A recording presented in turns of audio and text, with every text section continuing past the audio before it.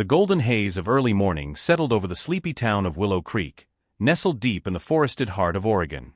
Life moved slowly here. Tractors groaned to life at dawn, roosters called with precise routine, and neighbors still waved from porches like something out of a storybook. But not everything in Willow Creek fit the mold. Out on the edge of town, where pine trees thickened and gravel roads turned to dirt, sat a peculiar little farm owned by a woman named June Holloway, a widow in her late 60s with silver hair tied in a braid and a heart far too big for just one species. Her farm wasn't famous for corn or cattle like her neighbors. No, June's claim to fame was a fenced yard where a full-grown black bear lived peacefully among a flock of chickens. Every morning like clockwork, June would push open her creaky screen door, boots crunching on frosty grass, holding 2 tin buckets, one filled with feed, the other with fruit and oats. As she approached the coop, her voice echoed like a lullaby across the foggy field. "Morning, girls, and good morning, Bruno." A low huff answered her. Bruno the bear emerged slowly from the wooden shelter tucked under an oak tree, his dense coat glistening with dew, eyes still heavy with sleep. Around him, hens clucked and pecked the dirt, utterly unbothered by the predator in their midst. To the townsfolk, it was a curiosity. To some, a miracle. To others, a dangerous mistake. But to June, it was just family. "Don't hog the blueberries now," she chuckled, scattering the fruit in the grass. Bruno carefully waited for the chickens to peck their share before ambling forward to scoop up the rest with his massive paw. It was a dance they'd learned together. Patience, rhythm, trust. No one knew exactly how it had come to be. Whispers traveled like wildfire. Some said June had found him abandoned as a cub, half-starved and tangled in barbed wire. Others claimed he simply wandered onto her land one stormy night and never left. Whatever the truth, Bruno had lived here for almost 5 years. And not once, had he hurt a soul. But something was different that morning. June noticed it in the way Bruno paused mid-step, ears perked toward the woods beyond the coop. The hens seemed uneasy too, clucking louder than usual, shifting nervously as if sensing a storm no one could see. "Bruno," she called softly. "What is it, boy?" The bear didn't answer. His body stiffened, head lifting higher as if scenting something on the wind. His eyes, normally soft and amber, sharpened. Alert. June followed his gaze toward the tree-line. Nothing. Just shadows and early fog. Still, her stomach twisted. Back in town, folks had been talking about strange activity in the forest. Fires spotted near the riverbank. Distant growls. Barking dogs refusing to enter certain trails. Some blamed wolves. Others, poachers. Or worse, thrill-seekers from the city, the kind who didn't respect wild land. But June didn't scare easy. She'd raised 3 kids and outlived a husband. She believed in land, in cycles, in signs. And right now, all her instincts screamed. Something was coming. Bruno turned suddenly, padding back toward the chicken coop, not to eat, not to play, but to stand. Just stand. Guarding them. As if he knew. As if he'd heard something June hadn't. She wrapped her shawl tighter around her shoulders and looked out across the fields, heart drumming against her ribs. In Willow Creek, things rarely changed. But this morning, change had arrived. And it was watching from the woods. 5 years earlier, the wind had howled with rage, tearing across Willow Creek like some ancient spirit awakened from slumber. The river had flooded its banks, drowning fields and snapping trees like matchsticks. June remembered it well, not just for the storm, but for what it left behind. She had just finished repairing a broken section of chicken wire when she heard it, a weak, high-pitched whimper. Not the cry of a dog or fox, but something raw, trembling young. She grabbed her flashlight and trudged toward the sound, boots sinking into the mud with every step. Near the edge of the woods, tangled in a mess of fallen branches and soaked debris, was a tiny bear cub. He couldn't have been more than a few months old. His fur was matted and clumped with blood. A gash ran along his flank, and his right eye was swollen shut. But what struck June most was the way he looked at her, not with fear, but with desperation. As if saying, "Help me." She hesitated. Logic screamed at her to back away, to call wildlife services, to let nature handle its own. But the part of her that had raised children, that had nursed ailing animals and buried too many over the years, that part couldn't turn away. She fetched a tarp and slowly approached, speaking softly the entire time. "It's okay, little one. I'm not gonna hurt you. To her surprise, the cub didn't resist. He whimpered but didn't swipe. She wrapped him gently, careful not to press on the wound, and carried him back to the house. It wasn't easy, even small he was heavy, but June's strength was made of years, not muscles. She made up a corner of the barn with blankets, a heat lamp, and the emergency animal kit she always kept stocked. 4 days she nursed him, honey-soaked oats, water through a dropper, gentle sponge baths to clean the wound. She didn't name him. Not at first. Naming meant claiming, and she wasn't naive.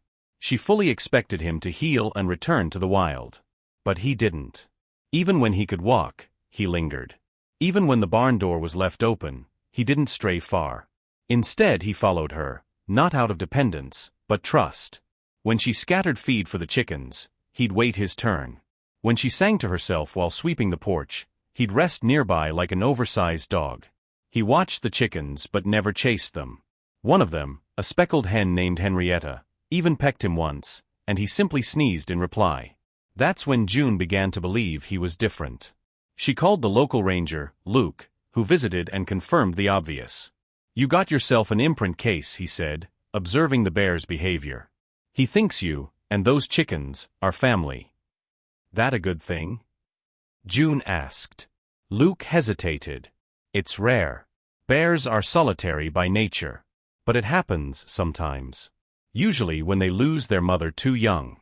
If you're willing, we can work with the Wildlife Rehab Center to slowly introduce him back to the wild." June nodded. "Let's try." But the process was slow. Bruno, as she finally named him after his deep brassy grunt, didn't take to wild rehab. He refused to eat when taken away. Grew distressed. Once, he broke through a flimsy enclosure and walked nearly 10 miles back to June's farm, arriving just as the sun rose. He curled up on the porch like nothing had happened. Eventually, the officials relented. "As long as he stays out of town and shows no aggression, we'll allow it." And so, Bruno stayed. But June never let herself forget, he was still a bear. She set boundaries. No entry into the house. No hand feeding. She wore gloves when interacting with him and warned every visitor, he's not a pet. He's just part of the family. Over the years, Bruno grew into a powerful animal, nearly 500 pounds, broad-shouldered, intimidating to anyone who didn't know him. But he never harmed the chickens. Never snapped. Not once. Their bond was unspoken but unshakable, like a thread woven from shared survival, quiet mornings, and the long patience of time. Still, June knew all peace has a shelf life. Especially when nature, and man, decided otherwise. The morning sun spilled over Willow Creek like warm syrup, coating the landscape in gold. For a moment, everything on June's farm seemed perfect. The chickens clucked lazily in the dewy grass. The breeze carried the scent of damp hay and sweet clover. And Bruno, now full-grown, lumbered gently toward the coop, head low, calm as ever. Despite his immense size, he moved with surprising grace, careful not to disturb the flock. Henrietta, the old hen, still treated him like a featherless giant chick, pecking his nose if he lingered near the feed. Bruno didn't mind. He snorted softly, tongue flicking out, and then found a shaded spot under the cedar tree to nap. June often stood on the porch in those moments, arms crossed, watching with a mix of pride and concern. "Never thought I'd see a bear act like a big fuzzy farmhand," she'd tell herself. But deep down, she knew the unusual harmony couldn't last forever. The townsfolk didn't all share her wonder. Word had spread, as it always does in small towns, and while some were amused or intrigued, others grew uneasy. "You're playing with fire, June," said her neighbor Art, leaning over the fence one afternoon. "A bear's still a bear. One day, instinct will kick in." "He's never hurt a soul," June replied calmly. Yet. Art wasn't the only one whispering. At the general store, in town meetings, and on social media, folks questioned her judgment. Some even called the wildlife department, demanding Bruno be removed.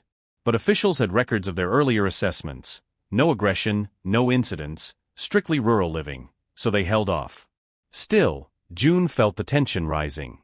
Luke, the ranger, came by more often. "You might want to start preparing," he said quietly one afternoon, standing beside her as they watched Bruno sunbathe with a chicken perched on his back. "There's talk about transferring him." New director at the state level. Less tolerance for gray area cases like yours. June's heart sank. He doesn't belong anywhere else. You've seen him, Luke. I know. But not everyone sees what you do. Meanwhile, Bruno sensed none of this. Or maybe he did, but he chose peace anyway. He played with Henrietta and the younger chicks, chasing butterflies across the fields and dozing under the trees. He would sit for hours just watching the pond, occasionally swatting gently at dragonflies. There was no aggression, no hunger for meat, no wild growls. Only the deep resonant sound he made when June walked outside, a low huff, almost like a greeting. The local kids began calling him the chicken bear. Videos went viral. Tourists started showing up. Some stood by the fence and gawked. Others tried tossing food over the wire, despite June's signs warning against it. One evening, a group of teenagers snuck onto her property, hoping to film a TikTok with Bruno. He didn't react violently, but the chickens were spooked. One hen flew into a post and broke her wing. June was furious. She reported the incident, but it only added fuel to the growing fire of public scrutiny. That night, as thunder rolled over the hills and the skies threatened another storm, June sat beside Bruno in the barn. He had grown used to the flashes of light and the rumble of clouds. Unlike most animals, he didn't hide, he simply sat and waited. "You're too calm," she whispered, brushing a hand along the wood of his stall. "Too good. And people don't trust what they don't understand." Bruno blinked slowly, then turned to her with a soft snort. It was moments like that, simple, wordless, that made her wonder if he understood everything. That night, the storm passed, but unease remained. Not just in town. In June's bones. Because something was shifting. And peace, as lovely as it was, always comes before the fall. It happened on a Monday morning. The mist had not yet lifted from the fields, and the chickens were just beginning to stir when a scream split the air, not from a human, not from a bear, but a high-pitched, desperate cry from Henrietta. June dropped her mug mid-sip. Ceramic shattered on the porch. She bolted down the steps barefoot, heart hammering in her chest. The coop gate was wide open. Feathers floated through the air like snow. A deep growl rumbled nearby, low and guttural. June followed the sound, her breath shallow, the ground cold beneath her feet. And then she saw it. Blood. Not much, but enough to stop her in her tracks. Near the chicken pen, two hens lay motionless, necks twisted unnaturally. Henrietta flapped wildly in a corner, her wings still not fully healed from the earlier accident. Bruno stood in the center of it all, tense, eyes wide, his chest heaving. At his feet was a dead fox. It was young, reddish-brown, its muzzle stained. Bruno's massive paw was still pressed against its limp body. For a moment, time froze. June's first thought was of horror. Had Bruno turned? But then she looked closer. The fox's teeth were bared. Blood on its claws. The open coop door. The terrified chickens hiding in the corners. Bruno had saved them. He had protected the flock. Still, the damage was done. Blood was blood. And when she turned, she realized they were no longer alone. Two teenagers stood at the fence, phones raised, filming. June's voice cracked. "Turn those off. Now." But it was too late. The image, a towering bear, blood on his fur, hens screaming in the background, was already viral before noon. By evening, local news vans lined the road. Reporters called him the rogue rescue bear. They showed close-ups of feathers, flashed headlines like "Bear mauls chickens in backyard horror," and completely missed the dead fox at the center of it all. No one mentioned that Bruno hadn't attacked the chickens, he had defended them. Officials came the next day. June stood on her porch, arms folded, as a man in a gray wildlife division jacket approached.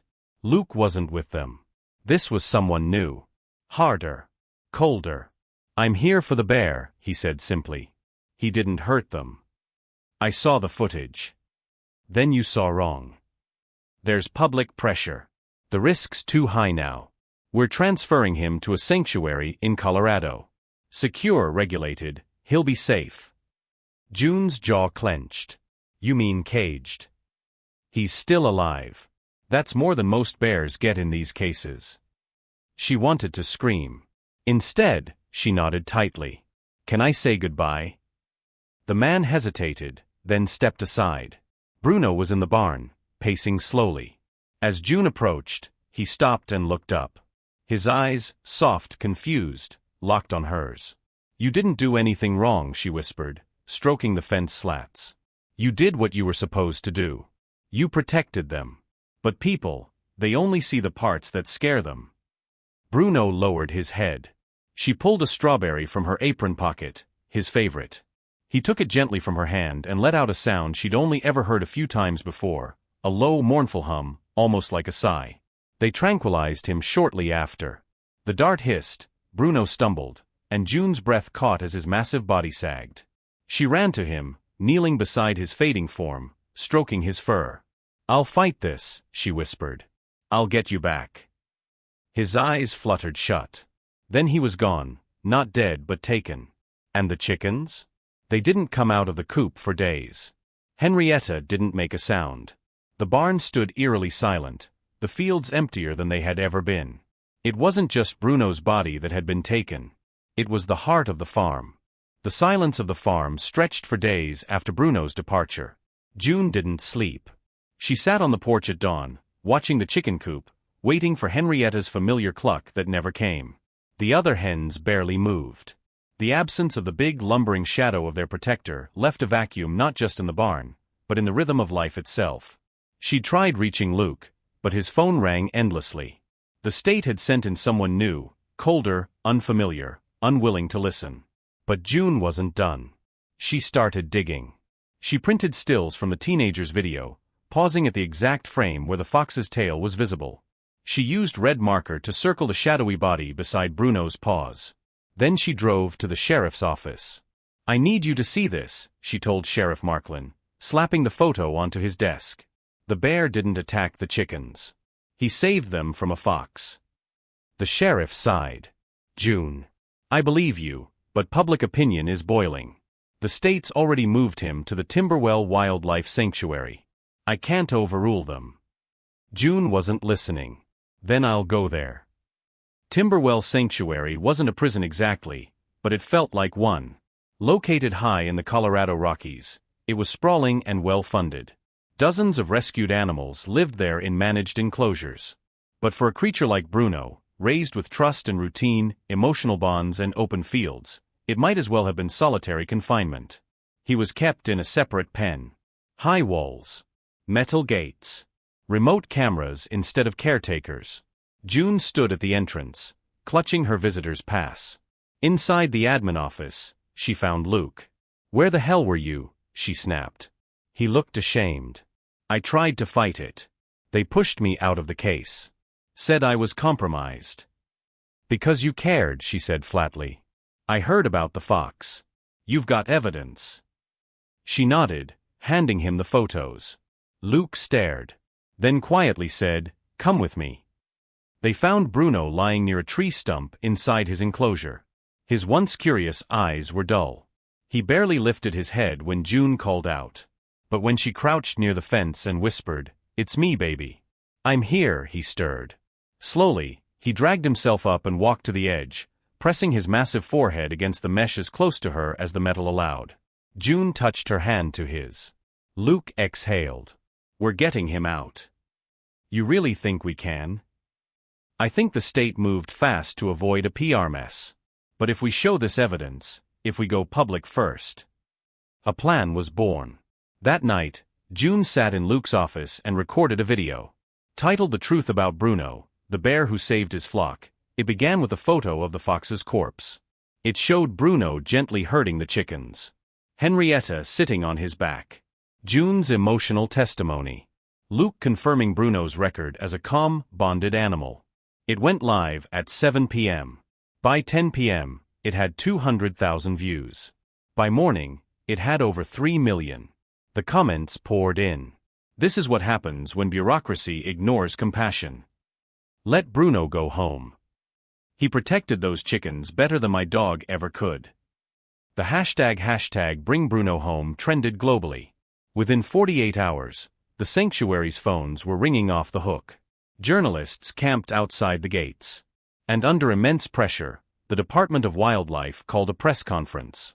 A nervous spokesman stood behind a podium. After reviewing all footage, testimonies, and newly submitted evidence, we acknowledge that the bear Bruno acted in defense of the animals on the property. While safety remains our top priority, we recognize that this specific bear has demonstrated unique behavior warranting special consideration. June watched the live stream in Luke's office, barely daring to breathe. The spokesman cleared his throat. Effective immediately, Bruno will be released into a supervised rural environment, namely, his original home, under strict guidelines and oversight. She screamed. 2 days later, a transport truck rumbled back down June's dirt road. This time, the man stepping out wore a familiar face, Luke, and the bear inside wasn't tranquilized. He was awake. Alert. And the moment the gate opened, he lumbered out, sniffed the air, and made a sound June hadn't heard in weeks, a low, curious grunt.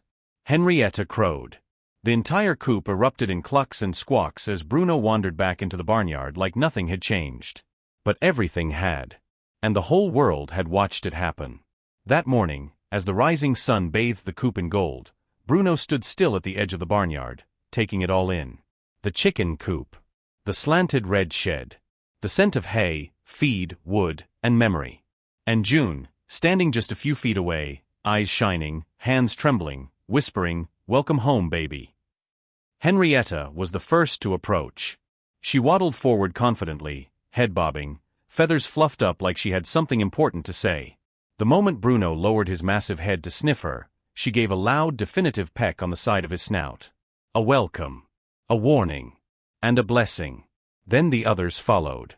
One by one, the hens circled Bruno in what felt almost like a reunion ritual. Some rubbed against his legs. Others pecked gently at his thick fur. He sat down slowly, right in the middle of the yard, careful, still respectful, and let them fuss over him like old friends reunited after war. June laughed through tears.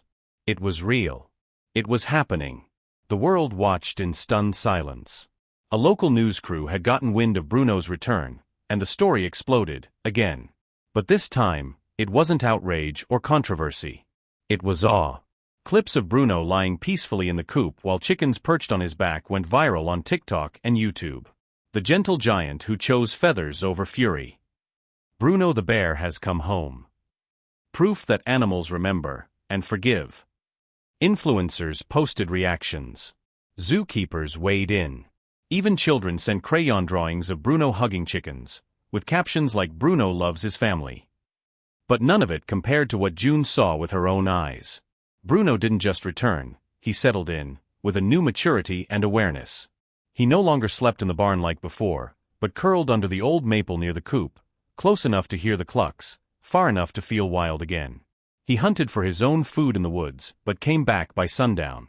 Some days, he'd lie in the grass and let Henrietta preen his fur like she was searching for secrets. Other days, he'd simply watch over the flock as they pecked and scurried about. He had become a sentinel, a shadow with a heartbeat. The Department of Wildlife installed discreet cameras on the property for monitoring. But no one came to interfere. Luke visited regularly. He brought June coffee and updates.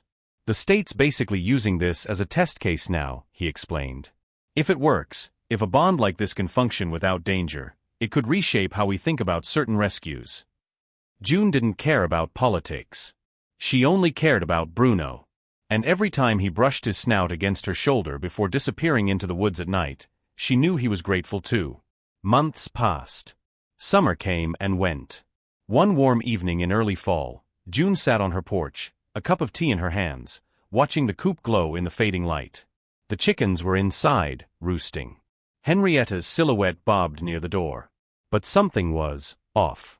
The wind had stilled. The woods were quiet. And Bruno hadn't returned. Not at dusk. Not after the sun disappeared behind the hills. She waited. 1 hour. Then 2. Then she heard it, a distant, low grunt, but unfamiliar. Sharper. Agitated. She grabbed her flashlight and ran toward the woods, her heart racing. She found him near the creek, standing beside a shape in the dirt, a young bear cub. Small.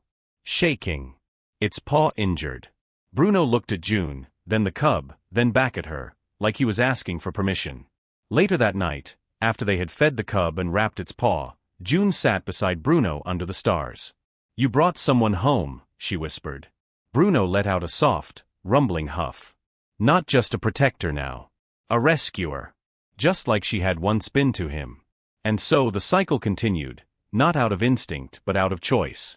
Out of love. When the world gave up on a bear, he found a family among chickens, and in the end, proved that kindness isn't a species, it's a choice.